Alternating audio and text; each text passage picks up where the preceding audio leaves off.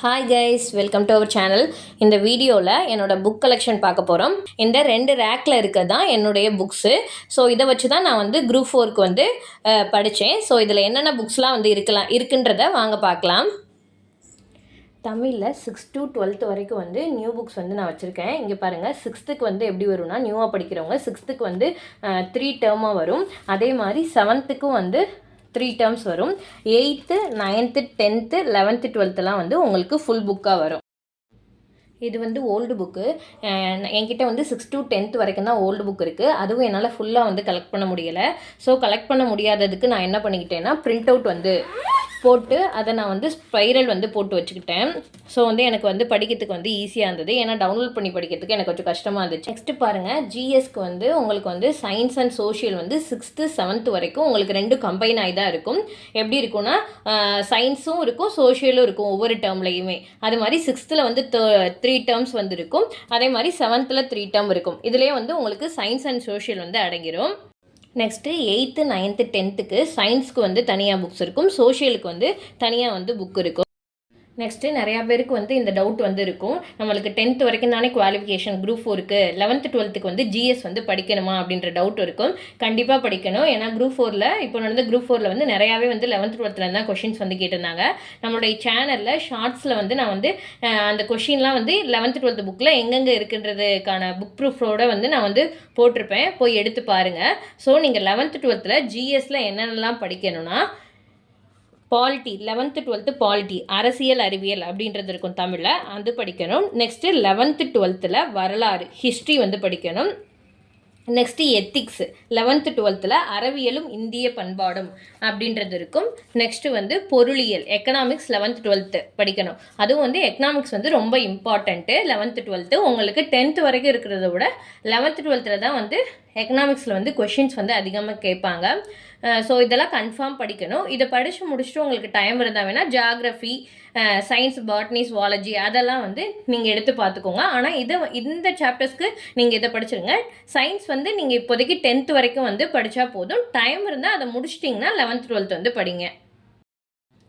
Next மேக்ஸுக்கு பாருங்கள். மேக்ஸுக்கு வந்து 6th to 10th வரைக்கும் வந்து நான் வந்து புக்ஸ் வந்து கலெக்ட் பண்ணி வச்சுருக்கேன். ஸோ மேக்ஸுக்கு உங்களுக்கு ஸ்கூல் புக்ஸ் தான் ரொம்ப ரொம்ப பேசிக்கானது. ஸோ வந்து நீங்கள் கண்டிப்பாக ஸ்கூல் புக்ஸ் வாங்கிக்கோங்க, இல்லை டவுன்லோட் பண்ணி வந்து ஸ்கூல் புக் சம்ஸை வந்து சால்வ் பண்ண ஆரம்பிங்க. இதை முடிச்சுட்டு நீங்கள் ப்ரீவியஸ் இயர் கொஷின் வந்து சால்வ் பண்ணிங்கனாவே மேக்ஸுக்கு வந்து போதும். இந்த புக்ஸ் வச்சு தான், ஸ்கூல் புக்ஸ் வச்சு தான் நான் வந்து எக்ஸாமுக்கு ப்ரிப்பேர் பண்ணேன். எக்ஸ்ட்ரா நான் வாங்கினது 2 புக் வந்து என்னென்னா, இங்கே பொதுத்தமிழ் வினா வங்கி இது வந்து நான் வந்து வாங்கியிருந்தேன். இது எதுக்குன்னா வந்து நான் வந்து கொஷின் வந்து சால்வ் பண்ணி பார்க்கலாம் அப்படின்றதுக்காண்டி இது பண்ணேன். இது வந்து எதுனா கணியன் டிஎன்பிசி பொதுத்தமிழ் வினா வங்கி தான் வாங்கியிருந்தேன். அதில் உங்களுக்கு எப்படி இருக்குன்னா, 6th to 12th வரைக்குமே வந்து ஒவ்வொரு லெசன்ஸாக வந்து எடுத்து வந்து அவங்க வந்து கொஷின்ஸ் வந்து கேட்டிருப்பாங்க. ஒவ்வொரு ஸ்டாண்டர்ட் வைஸாக கொஷின் கொடுத்துருப்பாங்க.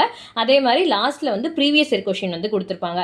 ஆனால் வந்து இந்த புக்கில் வந்து 2020 வரைக்கும் தான் இருக்குது.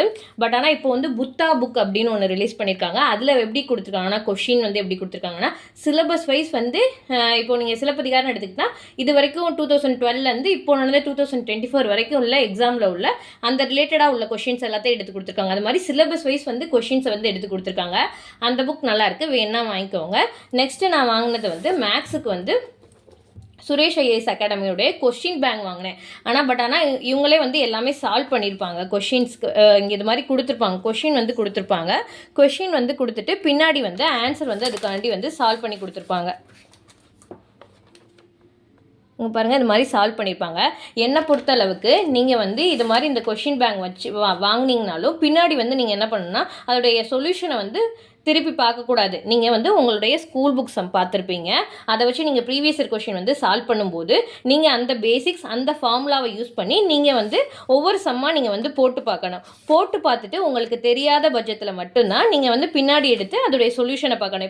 இப்போ நீங்கள் பார்த்தீங்கன்னா, நான் எதுவுமே வந்து பின்னாடி வந்து சொல்யூஷன் எடுத்து பார்த்துருக்க மாட்டேன், இங்கே டெரைவ் பண்ணி பார்த்துருப்பேன். எனக்கு தெரியாததை இங்கே பாருங்கள் டவுட்டுன்னு போட்டு வச்சுருப்பேன். ஸோ டவுட்டுன்னு உள்ளது தான் எனக்கு வந்து என்னுடைய ஃபார்முலா, என்னுடைய மெத்தடில் வராத சம்மாக இருக்கும். ஸோ அப்போது நான் என்ன பண்ணுவேன், பண்ணுவேன்னா பின்னாடி அந்த சொல்யூஷன் என்ன இருக்குது அப்படின்றத எடுத்து பார்ப்பேன். எனக்கு இதுவும் சாட்டிஸ்ஃபைட் ஆகலைன்னா இந்த கொஷினை நீங்கள் போய் யூடியூப்பில் வந்து சர்ச் பண்ணிங்கன்னா இதுக்கு நிறையா பேர் வந்து ஆன்சர் டெரைவ் பண்ணியிருப்பாங்க, அதை எடுத்துக்கலாம். இப்படி நீங்கள் சால்வ் பண்ணிவிட்டு இது மாதிரி குறித்து வச்சுருந்தீங்கன்னு வச்சுக்கோங்களேன், மற்ற கொஷின்ஸ் எல்லாம் உங்களுக்கு ஈஸியாக நீங்கள் போட்டுருவீங்க. இது மட்டும் உங்களுக்கு கஷ்டன்ற இருக்க பட்சத்தில் நீங்கள் லாஸ்ட்டாக எடுத்து எக்ஸாமுக்கு போகிறதுக்கு முன்னாடி இது மாதிரி டவுட்டுன்னு போட்டிருக்க கொஷினை மட்டும் எடுத்து சால்வ் பண்ணி பார்த்துட்டிங்கன்னா உங்களுக்கு வந்து கொஞ்சம் ஈஸியாக இருக்கும். ஸோ என்னை பொறுத்தளவுக்கு குரூப் 4க்கு வந்து ஸ்கூல் புக்ஸ் மட்டுமே எனஃப். நான் அதை மட்டும்தான் படித்தேன். ஸோ நீங்கள் இந்த புக்ஸ் எல்லாம் கலெக்ட் பண்ணுங்கள். கலெக்ட் பண்ணிட்டு நீங்களும் படிக்க ஆரம்பிங்க. நம்ம கண்டிப்பாக கிளியர் பண்ணிடலாம். All the best for your preparation. Thank you for வாட்சிங்.